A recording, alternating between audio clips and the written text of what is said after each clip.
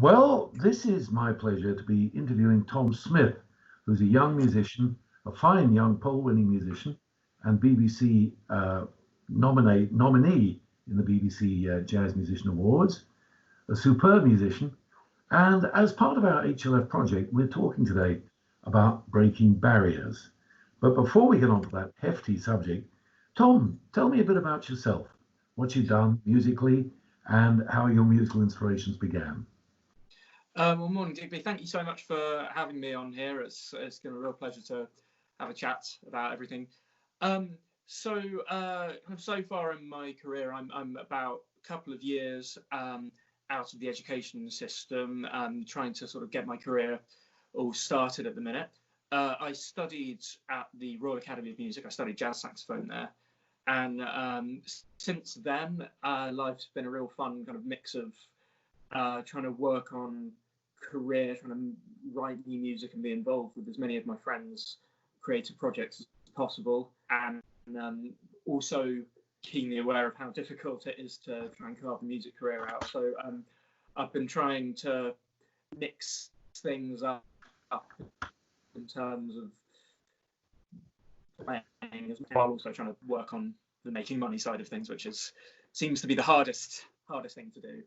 But that is actually, I think, one of the great dichotomies of what we do, the creative versus the need to pay the rent. Exactly. And I've always found that the more, it's got to be a balance, because if it's at all skew, you're just going to be unhappy. Because we've got to be enjoying what we're doing, and if it becomes a job, it stops. There's no point, is there really? What's the point of being a musician if you're not enjoying it? Because I mean, it is the greatest pleasure to play music, and if you can turn it into something that stops bringing you joy, then you've done it wrong. I couldn't agree more, and I think it's something that pertains with all of us throughout our careers, simply because we love the music, and without it, we would be bereft. But even with it, we are financially challenged on many occasions, which is difficult, isn't it? I mean, when you consider the lack of status that jazz musicians in general have, that's a sad thing, I think. Do you think that's changing, Tom? That's a good question. I think people, there's always going to be an audience for what it is we do. I think status-wise, it's a really tricky one, because as a music form, it's just incredibly difficult to make money doing exclusively that. I think there's huge movements forward that are being made within what we can call jazz. I mean, jazz as a form is sort of evolving quite a lot, and there are real strides being taken, and there's a huge, serious audience for the more sort of contemporary edge of the jazz scene. But I think status-wise, we need to accept that we need to be able to contribute to other musical genres that are maybe a bit more financially rewarding. I wanted to ask you about that. Do you think there's a dichotomy between some of the older generation of musicians and the new followers of the music? In other words, I find that quite a lot of my audiences at my end are now getting on a bit, frankly. But when I hear about and see what's going on in London, I see this enormous new generation of young people who are incredibly committed to the music, even if in some cases they don't know what it is. Yeah, I think you're right about that. And when I travel around the country, doing more, even like slightly more modern projects or free jazz things or whatever, it's generally an older audience. So I think the older audiences are more up for coming to see live gigs, perhaps. Mm-hmm. That might be part of it. And there's a bit more of a framework and a bit more of a community. And sort of jazz nights and jazz clubs being hosted all around the country have got really great committed audiences that do just tend to be a slightly older generation, because there's a bit more of a community spirit, whereas I think a younger audience are taking a bit longer to kind of settle down and will only be getting involved in kind of local clubs when they've been there a while. I think I'm not sure sort of how best to sort of phrase it. I think I suppose what I was getting at really was we're talking about breaking barriers in all kinds of areas about jazz this morning. One of the things that interested me is the overall barrier that up until very recently existed for the general public about jazz. In my days, they used to call it the four-letter word because jazz was regarded as deeply unacceptable by people who had grown up in the rock years, the Beatles and the Stones and the Eagles and the people who came after them, you know. Do you think that barrier of public consciousness is breaking down, that more people are saying, yes, I think I like jazz? Well, I think it's sort of changing what it means. I think people have been very clever, record producers and artists have been very, very clever to kind of try and transform the word. Because you're right, it can be a bit of a dirty word, and people have it's got a stigma attached to it. And I think there are some artists who have been very, very clever in how they're using jazz influences to create great sort of crossover music that can appeal to much larger audiences. The challenge seems to be how do you do that without diluting your musical content? I think it's quite easy to essentially write a pop. It would be quite easy to write something very standard sort of popular song, and then add in just a few perfunctory jazz elements and try and sort of pass it off. But I think there are some really fantastic artists who are crossing, who are kind of blurring the lines, and I think it's the instrumentalists who are able to really project a voice on an instrument. So I think intrinsically instrumental music is going to be harder to get across to the general public than songs, because songs have got a very clear message. I mean, they've got a story that is being told, that's being spoken, and so it's quite easy to relate to a song because you can either agree or disagree with the exact message. Instrumental music, as you'll know, is a lot harder because they've got to relate to a sound. I actually have a small definition which it took me 60 years to work out, which was that one of the reasons that people don't like jazz, or they have a sort of inbuilt resistance to the word or the music, is for two reasons. They don't know the words and they don't know the tune.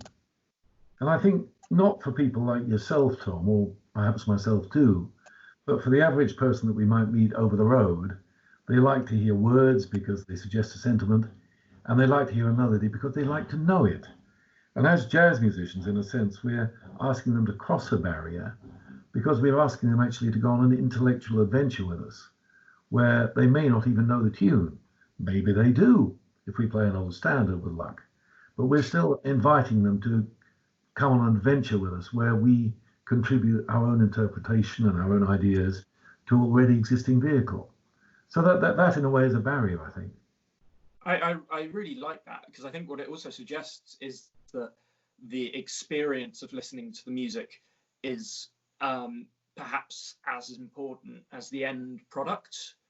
Because I think jazz, we're not very good particularly with end products, because as a community we strive on and we do really, really well when we're having live gigs, and we've got this. It's all about interaction and elements. And I don't know if you found this, but I found that recording sessions and recording instrumental jazz is quite hugely different, because you can't generate the same buzz or the same vibe or the same energy and in a recording studio as you can when you've got a live audience there. Oh, I think that's been our worry ever since jazz was made. I mean, it's probably worse. Well, no, I'm going to qualify that and say it probably was worse 25 years ago, because the average jazz musician might see a studio once in a year, maybe, when he's making an album, or maybe once every 5 years. And I know a young alto player, tenor player called Yolanda Brown, who's a nice player.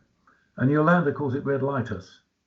And I don't think I know one musician who doesn't exactly agree with what you say, that there is a creative barrier. Once that red light goes on, every idea you ever had springs from your mind and goes on a walk.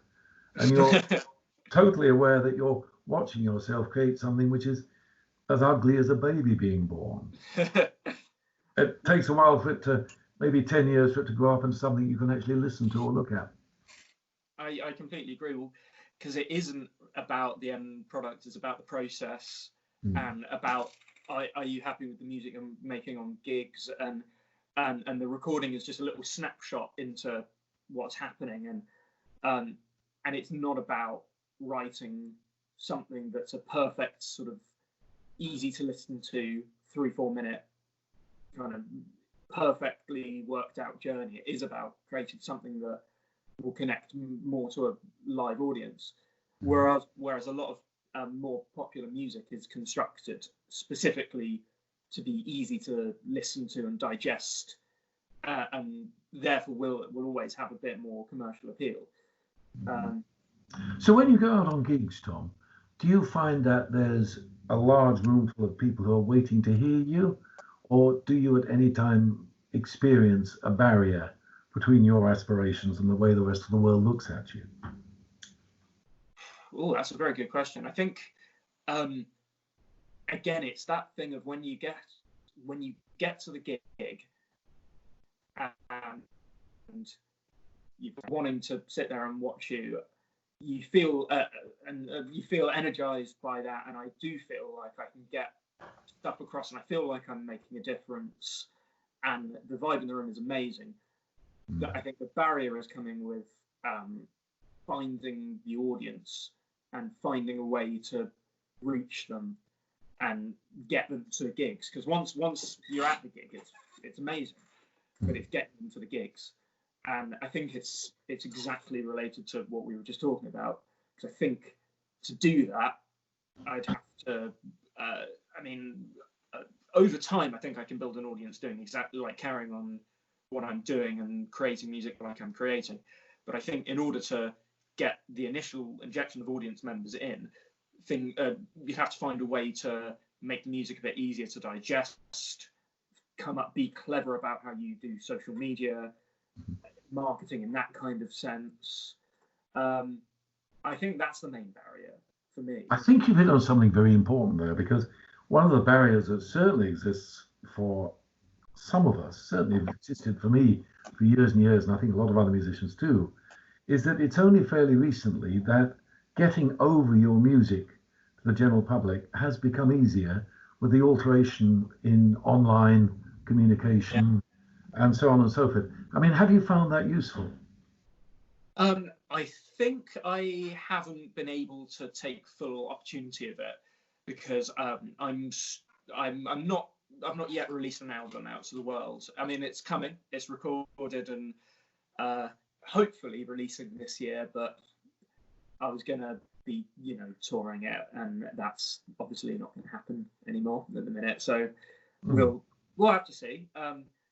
But it definitely has been useful for being able, the fact that I can just make a video, I can record gigs really easily now. I just turn it with my phone and just put it in the corner of the room. Then I've got do a bit of chopping up, and I've got a little snapshot of that gig. I can just put that online, share it to whoever I want. You were telling me, by the way, about a bass player who I'd be interested to hear the story of. I don't recall the name, but you could put me wise. And it was that with a new set of technologies online, he'd managed to get his jazz music over to more people than probably most musicians have been able to do in the last 50 years. Tell me that story. Well, so this is a fantastic bass player I work with fairly regularly called Misha Muller-Vabado. He's got a whole load of albums out. He's got 2 that are released and 1 that's going to be released very, very soon, I think. He put the first single for that one up recently, and on Spotify, I know he got I think it was in the region of about 50,000 streams of that specific song. I mean, and we are talking about jazz instrumental music.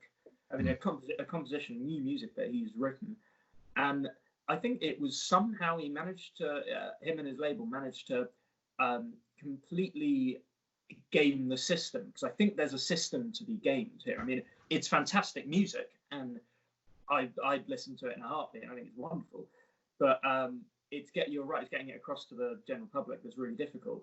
And I think they were able to make clever use of playlists, which I think is a big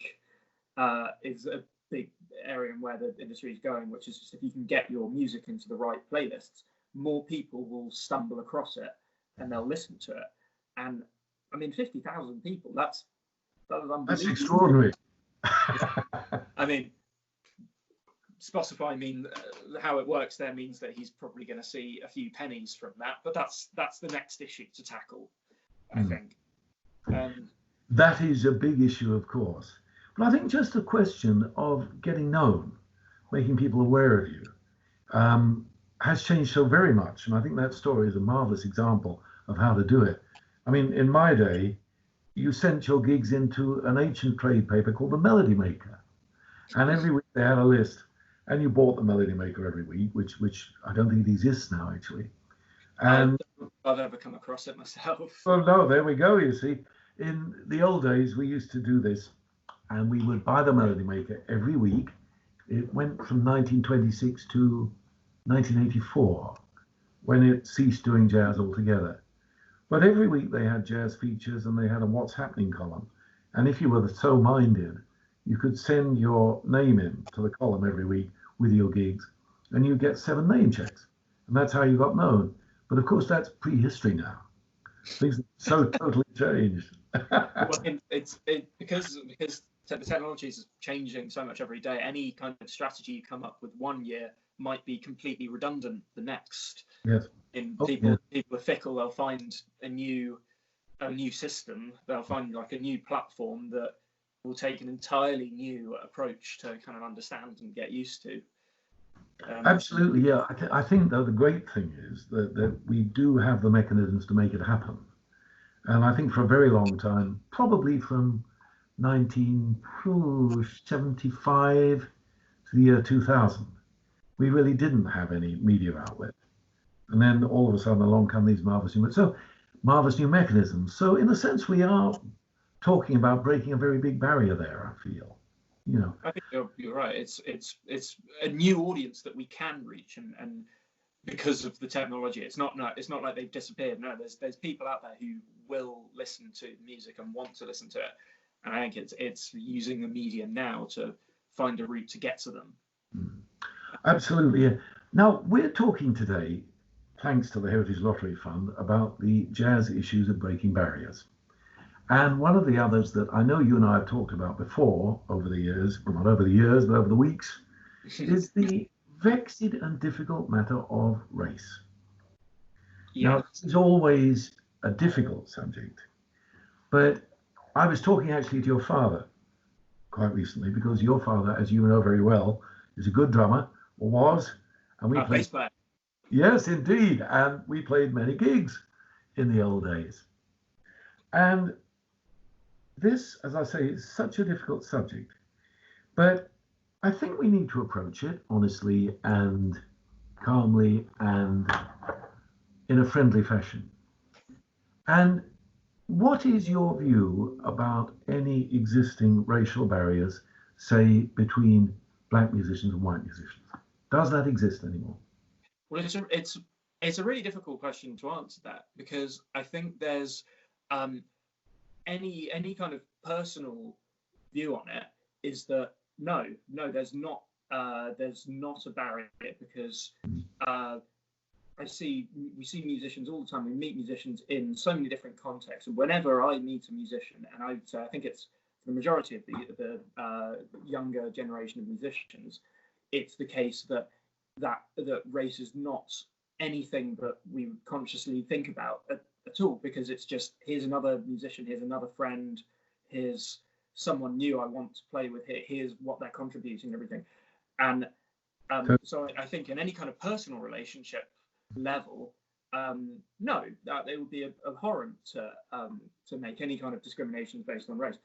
But I think the issue has seemed to come from in performances and in gigs and in who's booked for what, there's some kind of unconscious bias. There is an issue that needs to be solved, because when you look at gigs and you look at music making, integration is not what it should be. There are very definite barriers of certain bands being predominantly white and certain bands being predominantly black, when that shouldn't be the case given the integration of the scene and how many musicians there are. And it's so hard to pin down exactly why that's happened or what's happened there. I think there's I mean, somebody said to me, and I hope we won't be sued for this, but somebody did say to me a while ago, how is it that although things are being corrected up until now, let's say Gary Crosby's Tomorrow's Warriors are principally black players, and NYJO, the National Youth Jazz Orchestra, are principally white players. Now that's a very big statement, but it does suggest, I think, that there are still some fences to climb and some barriers to jump over. Yeah, you're absolutely right. There are definitely still barriers there to overcome, and I know that I haven't really experienced much of Tomorrow's Warriors in my educational life, but I was with NYJO for a good number of years, and they're engaged massively in a big program to try and address that balance. And they've been running other bands, and they've been very keen to try and change the relationship. But I think it's really hard, because I think there's maybe it's an unconscious thing, or maybe it's just a byproduct of the scene and how it's been created. But I think efforts to try and address balances, or any effort to kind of try and change the status quo, somehow end up being met with some criticism, no matter what you're doing, because there's always going to be people who say, well, if you try and integrate a band a little bit more, you will get critics who say, are you only doing this to try and be politically correct, and are you bringing in people not of their merit? And it's tricky, because obviously that's not the intention here. The intention is we're going to try and integrate this band. We're going to try and give more opportunities for people to meet, and so I think that sometimes the critics get heard a little bit too loudly, and as a result of an effort to try and change things, maybe it can have an adverse effect. Maybe some people can feel like they're being pandered to, and they're being forced into a certain box, and as a result, people might try and kick back against it. Yes, I think that's right. The strange thing is that I was looking back at, I think I told you the other day, I was looking back at a book called The Eddie Condon Treasury of Jazz. Oh. Eddie Condon was a traditional jazz, well, I don't want to call him traditional really. He played guitar, and his career spanned the 30s, 20s to the 60s. And in his later years, he produced a very moving and beautiful book about his career called The Eddie Condon Scrapbook of Jazz, which is a quite beautiful book, actually, edited by Hank O'Neill. And when you glance through the pages of the book, the interesting thing is that in those formative years, on every page, there is a happily integrated black/white band, with no question of, wasn't this wonderful or wasn't this an innovation? It was just part of the way jazz grew up. And I think in a sense, we've become more aware in very recent years of a resurgence of the issue, probably because, to be fair, it has existed. And I think the cliche answers that people used to trot out about Miles Davis, for example, who said, I don't care if a guy's black, white, yellow, green or pink, as long as he can play his horn. I don't think we can go with those anymore. I think, to me, that is too easy a dismissal of a problem that exists. And I totally agree with you that there's got to be some way of bridge building rather more positively, without in any way the exercise turning into a political as opposed to a musical issue. Yes, I completely agree with that, because I think you're right. It has to be a musical thing, and whoever. I mean, I'm going to try predominantly to play with musicians whom I have the right connection with, and I've got a team of musicians who I'll always turn to because I love playing with them the most, and I think that's still got to be at the forefront of any sort of decision you make when you're starting a band. perhaps the issue is that I mean, definitely in my education, I haven't, and this is maybe is just a personal thing, but I haven't played with as many black musicians as I know there are out there, and not that that's anyone's fault. I mean, it will be partly my fault. It's partly the education system, the system's fault. You know, I go, and it's not my uni's fault or anything like that. But when I was studying, I wasn't in a year with any black musicians, and I know that's not a fair representation of the musicians who are on the scene at the minute. And so maybe just more people need to play together from an earlier age, and there needs to be more integration. So maybe that's where the Nijos and the Tomorrow's Warriors and the kind of musical regional hubs need to kind of step up, perhaps. I mean, I know they're trying very, very hard, but maybe there's something that needs to change there. And it needs to be earlier on to form the relationships. I think that's true. I mean, certainly when I was young, which is quite a while ago now, there was a very specific educational delineation, frankly. And I think it's only probably since the Windrush generation, I don't know if you've come across that yet, but since the Windrush generation, that there has been more interlinking between the two races, without offering, if you like, a cliche conclusion to this area of our discussion. I think perhaps it's good to say that we need to hold out our hands more and look at the issue a lot more, probably. Yeah, I think not talking about it is, and trying to, maybe because it is an uncomfortable topic, not talking about it is sort of the easy solution. I think it's not a solution. Sort of hoping it's going to sort itself. I think you're right. Yeah, there needs to be a kind of a more concerted effort to proactive. Yeah. Now, one of the reasons I've been looking forward to talking to you, Tom, is because of the fact that we're also talking about barriers here again, and some people still perceive gay people as having a self-built barrier around them. Now, you're gay, and you've been extremely good at, shall we say, talking humorously and honestly about the fact.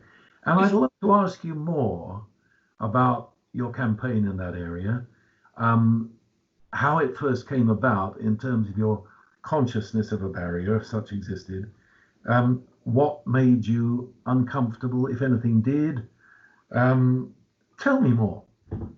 Okay, well, so it was an interesting experience, me coming out and me working out my own thoughts and my own feelings.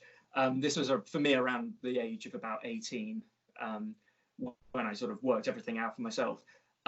I have been incredibly lucky because I've always been around an incredibly, I mean, a supportive family would be a kind of an understatement, because they've all been so on board and helpful. And all my friends were fantastic and supportive. And then so far, I would say in my music career, I've been very lucky. And I think, as I've said before, the younger generation has been very, very good at just not letting it become too much of a barrier. So I am very keenly aware of how great I've had it. But I know about, I mean, obviously this is only a very recent period of history that's been the case. Historically, of course, discrimination has been incredible and has been horrific, and people have been afraid to speak out. And a lot of this still exists, especially in slightly older generations.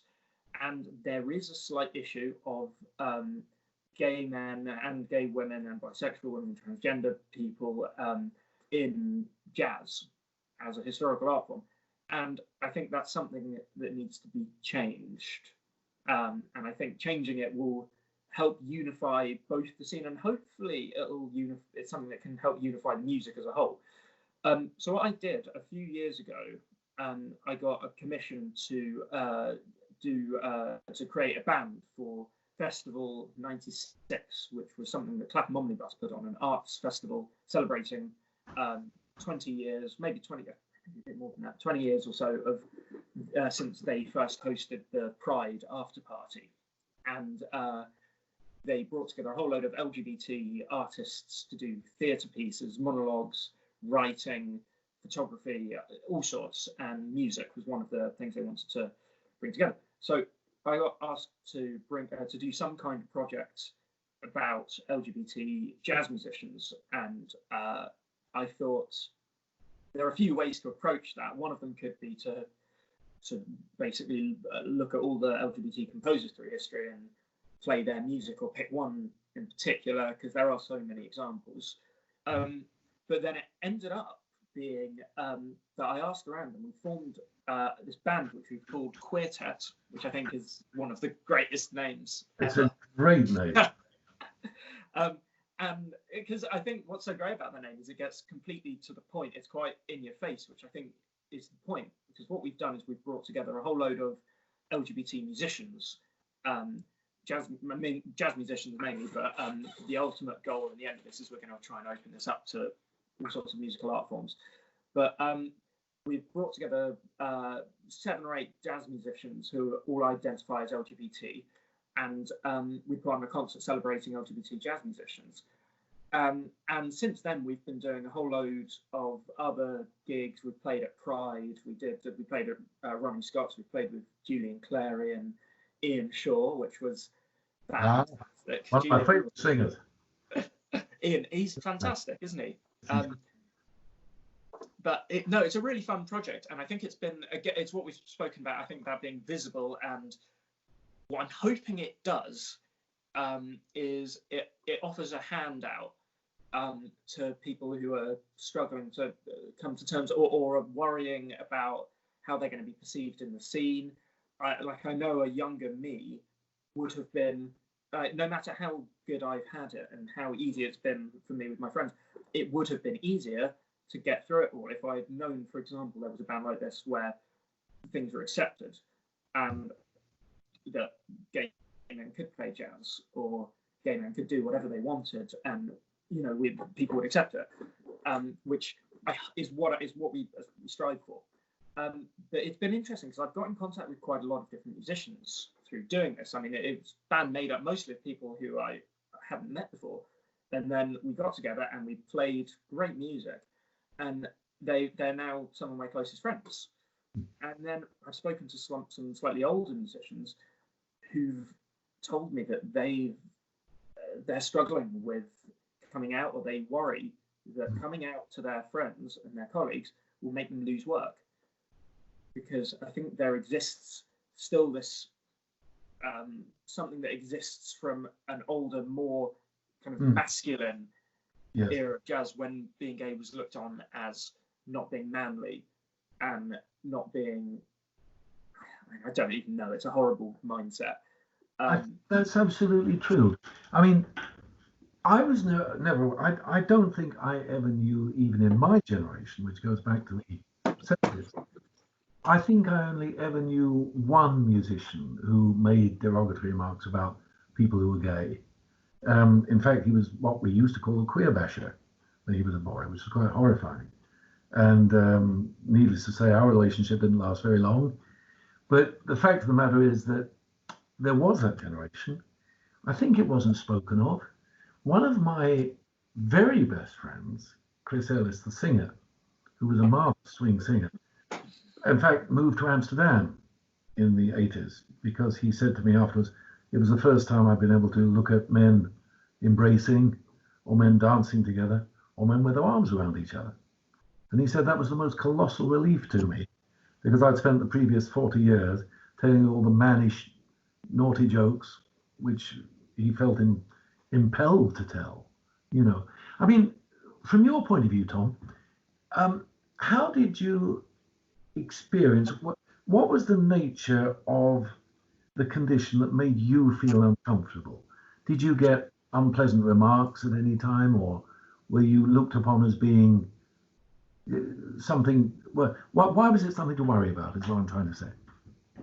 Well, I think it's what you were saying of maybe it not being an overt thing, and it's I don't think, and I can't imagine I'll ever be in the situation where now with the current climate, where someone will call me an offensive name that relates to being gay in an attacking kind of way. I don't think that's the sort of that's not the issue really. What's going to happen today? There's plenty of ways to do that. Or there's people. I don't think there's people who wouldn't hire me and tell me I'm not hiring you because you're gay or because of that kind of reason. But it is the slightly behind the scenes kind of chat of people saying things that are derogatory in jokey kind of ways, and there's a lot of language that is very offensive and is accepted now as slightly more banterous, kind of jokey, and it's a problem because there are certain words like fag is one. That's one of those words that is a horrible word. It's a really, really horrible word, and it's got these connotations. And without wanting to be any kind of a word police or something or anything like that, and people should be free to say what they want to say, is a word that's got connotations. And if some I don't have to come out to people most of the time because it's not that important for the most part. I mean, a lot of people know that I'm gay, but if I'm meeting someone new and we become friends and they don't know that I'm gay, they might say certain things that are incredibly offensive. And I know this is something that used to happen in bands all the time. And I know that there are a lot of musicians who, hearing this kind of chat and hearing people speak about gay people in a derogatory way, whether they mean it offensively or not, who maybe they're saying it because they're unaware, but they still say it. They still say kind of horrible words. There are musicians who haven't felt comfortable with telling others that they're gay or that they're bi or whatever, whatever LGBT identification they want to go for. And I think that's been the main source of worry. And again, it's a thing it's really hard to call anyone out on this because people get very defensive. Oh, well, no, I didn't mean it like that. Or they'll try and, people don't like the confrontation of it. I'd like to draw a parallel here, actually. Don't laugh, between Jewish jokes and gay people. Now, I have a couple of friends who enjoy Jewish jokes. Totally and I have to say that I usually call them out on it. Because I say, okay, it's all right. There is a Jewish sense of humor, obviously, and it's fine, I suppose, for Jewish people to use Jewish humor. I went to a marvelous theatre presentation by the great rabbi who's turned into a comedian in London years and years ago, and these were all Jewish people uproariously laughing at their own internal characteristics, if you like, which is great. But to me, if somebody tells me a Jewish joke, I say, hey, wait a minute, you can't do that. And I see a certain parallel, I think, between that and the gay vocabulary. I think that's exactly right, because it's stereotypes, and that's not ever helpful, and all it does is serves to suppress people and make them feel ashamed about who they are. And I mean, and it's the same as any kind of xenophobic joke or xenophobic language, or I mean, it's pretty abhorrent, really. And there's a point at which you can laugh about it, but there's a lot that you can't laugh about. Absolutely. I think I was actually having a look at some articles before we started talking, and one of them was by Fred Hirsch. Oh yeah. Marvelous musician, and has been a bit of a pioneer for this particular cause, And I can quite imagine that somebody like Hirsch or Gary Burton, another one. Oh yeah. Or some of the other musicians of that generation would certainly have come up against this kind of wall. All right, be it a humoristic wall, okay, but it's still a barrier which existed. Maybe in a sense, it's a bit like the racial thing that we spoke about. It is the racial barrier. It was a bigger barrier once, but the passage of time is somehow smoothing it out. So perhaps we're in an interim situation. What do you think? Well, I hope so. I'd say I definitely hope so with that. Well, with Gary and Fred, you've got a couple of interesting things that happened there. So I know that Gary Burton, fantastic violin player. He played with Stan Getz for a very long time. I met him. He was wonderful. You met him? I did. He came to Jazz FM in the early days, and he was the most delightful man. He hadn't come out at that point, which didn't actually come up in the conversations that happened. But I remember one of the things that I found most interesting was asking him how he bent a note on the vibraphone. Do you remember that? He could bend a note on the vibe. And he told me he did it with a cigarette lighter. Cigarette lighter.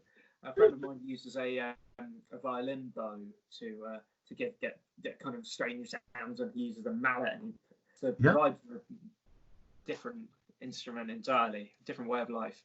But no, anyway, I mean, Gary, I've heard from interviews he's given that in his time with Stan Getz, Stan had said pretty homophobic things, and Gary didn't feel like he could come out because he was worried he was going to lose probably one of the more lucrative gigs of the time, back when Stan was an absolute star. And I mean that's an exact example of what's happened, about how how that language has completely suppressed someone. And then with Fred, you've got another interesting thing here, which was that he came out as HIV positive as well, in a very difficult era when this was really a stigma and a really not something that people were sharing. And that was a really incredible thing to do, because it really moved acceptance forward, because here was somebody who people were respecting for their music and their beautiful music, and it was also, we're also talking not the macho hyper masculine view of jazz. It was creating beautiful music, and coming out as HIV positive, I can't imagine how that went down, or how tricky that must have been for him. But then it has this lasting effect. Like, I think anyone who's vocal and speaks out about it, there's a little bit of a tarring of a brush there, which is that Fred Hirsch is known as a gay musician. He's known as the man who came out about this issue to an extent, and that's an identity. That is a great identity. It's an identity that you can claim and that you can absolutely live and be happy with. But I know for a lot of musicians, they want to fight back about the prejudice. They don't want to be known as just that gay musician, for this exact fear of how people are going to see them in the jazz scene. And I definitely had this fear when I was starting the band. I had to think to myself, do I want to be known? Is this going to stop me getting future work? And I guess I'm never going to know, because I'm never going to know how certain people reacted. But I think it's a good position. I'm not saying this to be charitable, but I mean, two of my close musical associates are gay, and it has never, in my opinion, in any way coloured my view of them, because it basically, let's put it this way, they're playing. I love their playing, and what happens in their private life is probably something that I would say, well, that is your concern. That doesn't worry me at all. So in a sense, I suppose I'm in a way one of the old brigade who say that I tend to assess a player on whether I like his playing. It also helps if I like him, but probably the matter of actually being gay would not be a matter of concern to me. But I must tell you that years and years ago, when I was a librarian, long before I became a British professional musician in the 70s, my young boss at the library was gay. And to be honest, I don't think anybody really ever thought about it. I don't think it was even an issue. Strange. I don't think they nudged people and said he lives with another man or made jokes about it. perhaps I was over innocent, but it never occurred to me to even worry about it. Well, again, maybe this is that. Maybe this is that thing we were talking about earlier about the extending of the hand, because it might. It's probably that is the the opinion that you've just shared and your thoughts. Probably that is what the majority of people think and did think. But there's there still was a divide, and there clearly were musicians who felt oppressed and still feel oppressed and still don't feel like they're comfortable to come out. And even though probably most people agree with your assessment of it, and so maybe there's a bit of just careful thought about language that people need to use, because I mean I can't imagine this of you at all, because you're such a lovely man, but maybe there were occasions when you did use language, or you did say something, or something about how you acted, and again, this could be anyone, something about how a musician acted or a joke they told could have had an effect. And I know this this is definitely true of we've not talked about it, but the gender in jazz issue.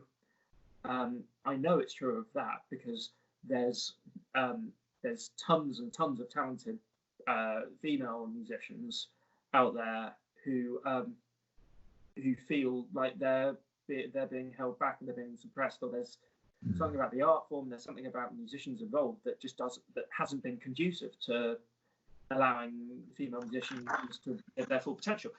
And yet, I think if you talk to most musicians, almost, I mean, unanimously, everyone would say, no, I mean, it doesn't become a factor to me. I like musicians based on how they play. It's not on how they, what gender they are or how they look or any of that. But yet again, it still exists. So I think it does. I mean, we're now moving on to barrier number 4, aren't we? Yeah. Which is gender. But in fact, let's place it where it is and say that for many people over the years, jazz has been seen very much as a male-dominated society. And once again, my view is that this is probably a cobweb from the older generations, who definitely, I think, although they celebrated female musicians, I mean, in this country we had people like Betty Smith, and we had Kathy Stobart, we had some super female players, and they tended to be celebrated in part because they were good musicians, but also partly because they were female.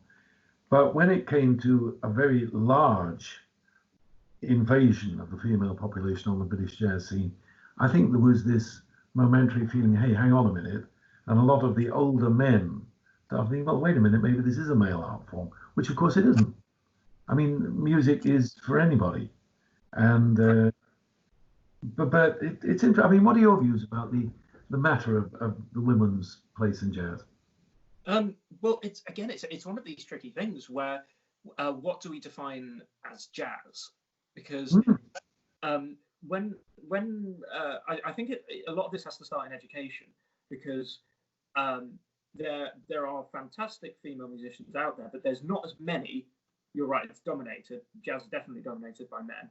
There's by a huge proportion.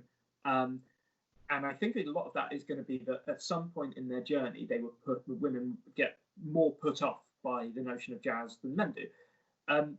And maybe it's this thing. So jazz is essentially improvisation, really. We're teaching improvisation. We're learning about how to play together in an improvised fashion. To me, that's what jazz is. And it's creative and it's playing together. But a lot of older jazz is very specific. It's bebop. We've got specific rules, and we're learning from specific people. Like for me, as sax player, I was learning from Charlie Parker and Cannonball, and that was my kind of beginnings in. And when you look at all of that music, it's all men.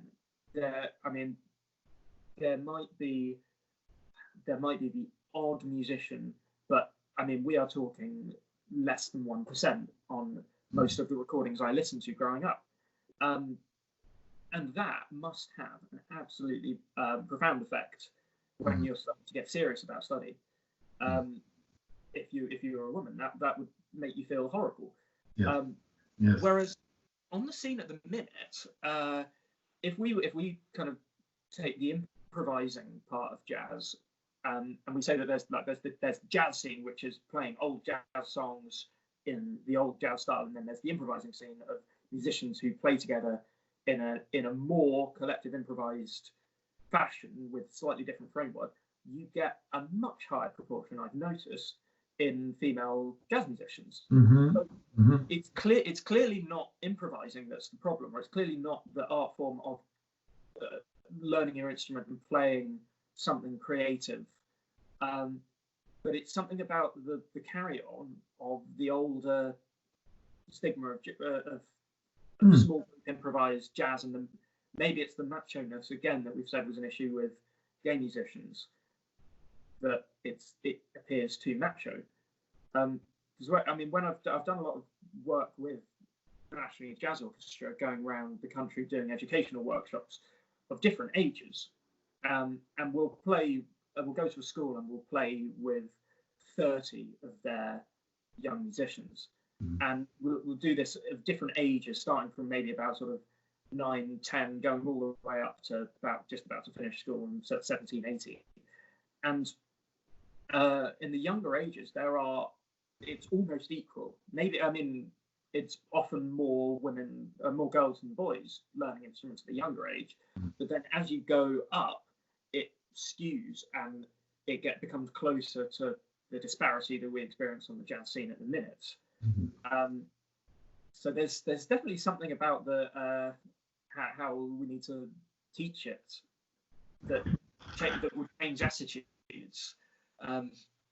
It makes me wonder, it's very interesting because time and time again in this marvelous discussion we've had, we seem to be coming back to the fact that we are, in a sense, in an interim situation where views are altering about race, about gender and transgender, and also, of course, as we're now speaking about women in jazz, I mean, I know transgender.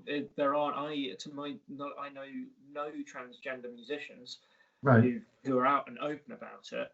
That's one of the next things to tackle. Is that how do we get more people aware of it? And I think it's a visibility thing. So if you were a young transgender musician, you might not be open about it because there's nobody else around you to support you. There's no one else that it's okay. Being devil's advocate for just a minute, why should sexuality be relevant to the business of jazz music and its improvisation? Well, I think that the reason it should be relevant is because as an art form, we are exploring, we're trying to turn us as people into music, and as composers and as giving creative improvising musicians, everything we've got is an expression of ourselves, and it's I want to give as much of myself to the music as I possibly can, and the more I can, the more I'm able to do that, the better my music's going to be, and the more personal it'll be. And the reason sexuality is important is because it's a huge part of me. It's how it's how I love. It's how I express love to somebody else.